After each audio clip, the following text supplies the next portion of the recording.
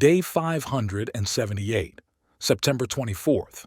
Ukrainian forces have broken through Russian field fortifications west of Verbove in western Zaporizhia region. These fortifications are not the final defensive line in Russia's defense in depth in western Zaporizhia Oblast, but rather a specific series of the best-prepared field fortifications arrayed as part of a near-contiguous belt of an anti-vehicle ditch, Dragon's Teeth, and fighting positions about 3.5 kilometers west of Verbove. Russian forces have reportedly established prepared fighting positions in almost every tree line that Ukrainian infantry are slowly and systematically fighting through. Russian forces have more field fortifications beyond Verbove. There are more anti-vehicle trenches and fighting positions north of Oshcheretvat, for example.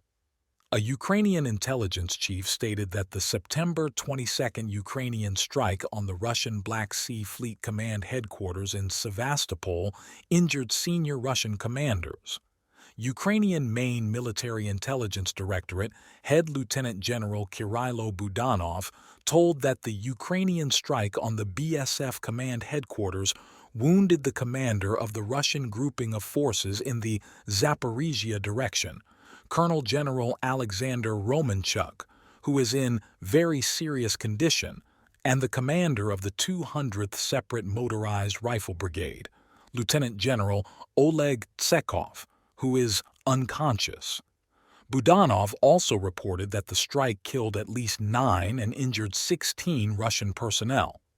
Russian forces conducted a series of missile and drone strikes against Ukraine on the night of September 22nd to 23. The Ukrainian General Staff reported that Ukrainian forces destroyed 14 of 15 Shahed drones and that Russian forces launched 4 missiles. The Ukrainian General Staff reported that Russian forces conducted a missile attack on Kremenchuk, Poltava region. Several Russian sources claim that the Russian forces conducted a retaliatory strike on Kremenchuk airfield after the Ukrainian strike on the Black Sea Fleet Command headquarters. Disjointed Wagner Group contingents reportedly returning to fight in Ukraine are likely to have a marginal impact on Russian combat capabilities without bringing the full suite of effectiveness Wagner had as a unitary organization under financier Yevgeny Prigozhin's and founder Dmitry Utkin's leadership. Former Luhansk Region Administration head Serhiy Haidai stated on September 23 that Wagner personnel are operating in Luhansk Oblast and across different sectors of the front line.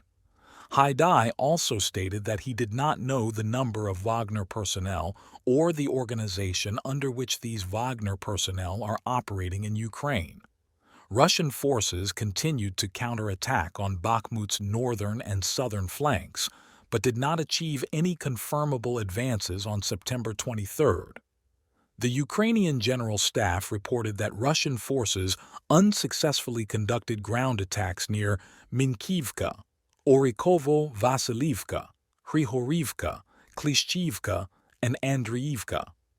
A Kremlin-affiliated mill blogger similarly stated that Russian forces are counterattacking in the Klishchivka and Andriivka areas and are engaged in fierce battles over the heights on Bakhmut's northern flank that stretches to the eastern outskirts of Berkivka.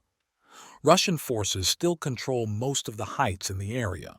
Russian analysts expressed their discontent about the fact that most Russian equipment never gets evacuated from the front and instead is promptly destroyed by Ukrainians or by Russians themselves if the piece of equipment is modern, like T-90 tanks.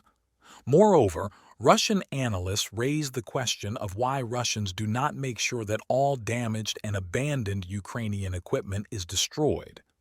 The discussions were caused by the recently released footage of the evacuated Leopard tank that got immobilized by a mine at the beginning of summer. The first video with this tank was published on the 15th of June. The intact tank stood in one place for more than 3 months and 9 days, and after the contact line shifted south and allowed to evacuate it, Ukrainians got back one more Leopard. Overall, Ukrainians advanced by more than 1 kilometer along the main line of defense, cut a Russian supply road, split them into two groups, secured their flanks, and conducted the first assault on Novoprokopivka. As a result, Russians were driven out of the northern part of the village and were unable to restore control in their counterattack.